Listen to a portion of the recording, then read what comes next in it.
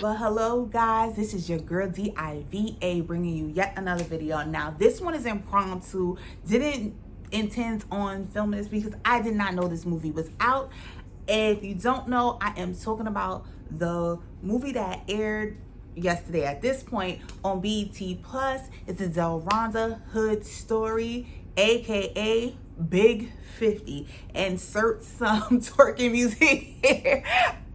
Big 50, oh my goodness, she is a larger than life personality. She got her nickname because she has really big boobs, and then everything she did was big, from the fashion, her nails, her hair. She was just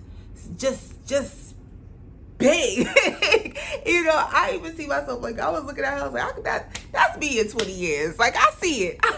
I can see me, you know, fur down, bundled down, different color hair. Like, I loved all of it. She first caught my attention when BET first did her story in the series Track Queens. Now, that's something I really want to get caught up on because I watched a few. I didn't get to see them all, but to see her actually now get a dramatic version of her life story was interesting. Now, I filmed another video, which y'all should go check it out. It's just my thoughts on BMF, just my thoughts, not a recap or a review, just my thoughts. Check it out. And I don't know if I left it in because I had to chop it down, but one of the things I said was, I wonder if we're going to get a lot of these stories now that, you know, we're seeing stories like this and they are interesting. So I speculated, and then I had no clue that the very next day we were going to get another story, and another story from Detroit. I'm like, Detroit, what was going on? What was going on in Detroit? That we got all these hustlers. There's a lot of interesting stories out of Detroit with a lot of people involved in the drug game. That is so crazy. I thought Detroit was the Motor City, not the illicit, scandalous crime. I didn't know, but you learn something new every day, right? I was really intrigued by this story. First of all, we got Remy Ma playing Big 50. Now, Remy Ma, I don't know how many acting credits she has under her belt, but it was interesting to see. I wanted the mister, because we watched the movie together, to come and tell you his thoughts, because he had me dying laughing. He was like, Remy Ma, stick to rapping, stick to being Papoose wife. He was like, leave the acting alone. For me personally, I think she did a pretty good job, but I feel like the actors around her carried it more than she did. She didn't even really have that as many lines. She was more just in the scene. She'd say something, but it was just her presence, and I think that she embodied the presence of 50, Big 50. But the acting is left a little bit to be desired.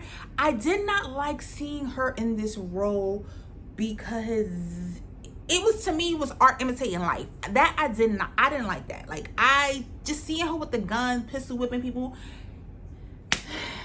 Really, I probably, if it was me and they put this script, my agent or whomever brought me the script, I probably would be like, I want to get as far away from that image of thuggery as possible. But she took the role and she did a decent job.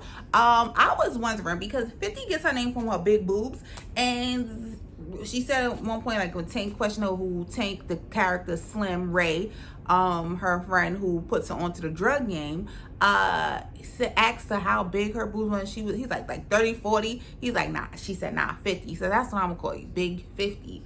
50 is, those things is, whew.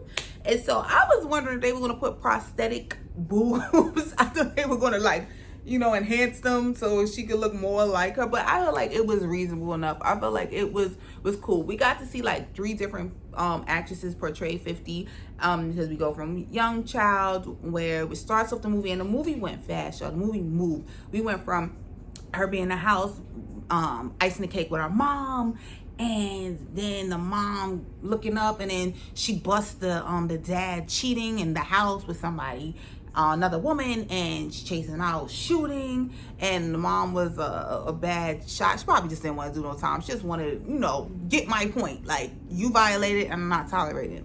So interestingly enough, they move out and they move in with the paternal grandma, which was interesting. Now the paternal grandma had this house full of kids, and she had her 15. When she said 15, I was like, 15 kids? My ovaries hurt just at the sound of 15 kids. I don't know how they did it back in the day, but she had 15 kids, and unfortunately, her own the grandma's one of her sons, Big 50, Delronda's uncle, one of her uncles, I'm assuming it was more than one, actually molest her. And that was really sad, because you see her go from this happy child to this like angry child. Like, she's angry, she's acting out, she's just out there.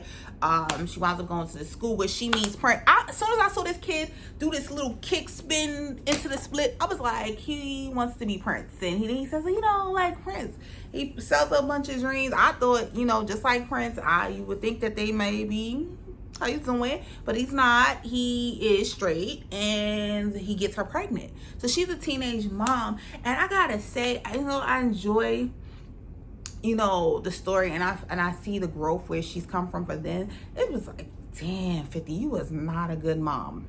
Not at 15. I think, you know, the son mentions it later when he's telling her about his childhood and just what he wanted from her, and she says something like, I needed to provide, and he's like, I didn't need any of that, I just needed you. Like, that stuff was nice, but I was just would have prefer my mom. And I'm like, yeah, you didn't do that for him, you did that for you. You were enjoying the lifestyle, you enjoyed the means, you enjoyed the intention, but to say you were dealing, or even at one point she starts off prostituting when she leaves her mom's house, because she's just out of pocket, you know. Dude, first baby father just seemed like he just got her pregnant and he was going, you know. It's like she was just out there just doing things, smoking and doing all this stuff. I love seeing the scene with the mama seen it, and she's telling her, like, she's basically like talking like she gonna get an abortion. She out to here big as a house talking about having some abortion, and the mom's like, you gonna have this baby. I was dying. Me and the mister was dying. He been saying that all night. You gonna have this baby, just reenacted like she was like the stereotypical hood mother, like that's always fussing. I feel like we all know or have this type of mama. Like, it was just comedic relief. Like, even though the story could be very serious, I feel like they did a good job, because they could have glamorized this. They could have made it so, you know, glamorous, where you're just like, I want to go sell drugs too. And I think that's the whole point of Big 50's story. Her life goal at this point is to deter people from doing what she did, which is why she's narrating her story and just talking to groups of young, impressionable young women so that they don't follow down the same path. Let's talk about the cast. So we have Tank, who puts her on. We have chick, I don't know, I think her name is Rhonda too. She's from Empire. She's there. And then we have Pretty V. I never saw Pretty V act. I was really proud and happy for her to see her there. Pretty V. Who else do we have? I think pretty much everyone else is pretty much newcomers.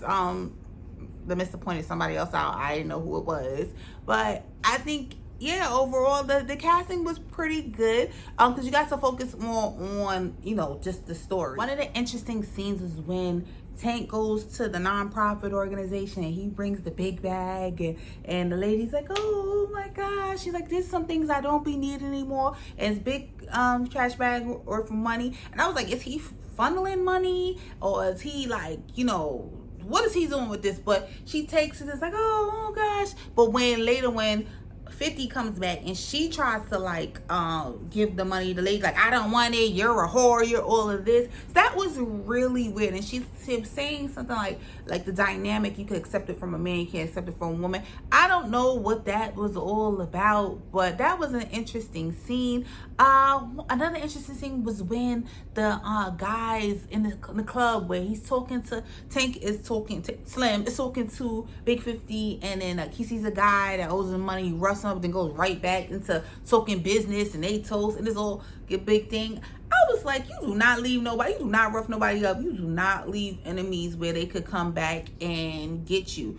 He didn't learn his lesson, because then he has another scene later on with the same dude, and it was confrontation. He winds up roughing him up, and he shoots him but leaves him alive. I'm like, you just don't do that, because of course dude comes back and winds up murdering Slim. So seeing Slim die, I know that had to be tough on her, because that's who gave her name, and that was her business partner, and that kind of elevated her game, took her from the little hustles where she's on LSD or prostitute or all these little tax scams and things like that, to now the big money, which was the drugs, which made her really big 50. Seeing her protect her home, that was interesting. She winds up getting busted because she didn't know that her son actually started hustling as well. So he had guns and drugs in the house, and so she took the charge for them, because they were trying to get her anyway this whole time. She takes the charge, she goes away, and in prison, of course, it's almost inevitable. You're gonna find two things in prison. You're either going to improve on your crime, or you're gonna find religion. And so she finds religion, not so much religion, but spirituality and redemption by reading the Bible. She suffers for sarcoidosis. Don't get me the line. If I'm not mistaken, Bernie Mac had the same thing. And she's in the infirmary, and she's begging God to give her another chance, that if she gets another chance, she'll turn it around. And she winds up turning it around. She has a podcast, and she's doing community outreach, and I feel like she's turned her life around, and she's living her life clean, and she's telling her story, which is so important that people hear. I was entertained by the story. It entertained me. I didn't feel like I learned or saw anything new in this movie. I felt it was entertaining. It was funny. I could see myself watching it again. So if you didn't watch it, make sure that you do. Let me know what you thought about it. Let me know if there's anything that I skipped over that you want to discuss down in the comments. I'm always here to chit chat. I just want to try to keep it pretty short, because I've been having trouble uploading long videos, and if you ain't gonna watch 3 minutes, what's the point anyway? Right? So I want to thank you so very much for watching this video. Like, subscribe, all that good stuff. And if I don't catch you, you'll catch me in another, because I've been busy and I'm proud. All right, guys, thanks so much for watching. Later.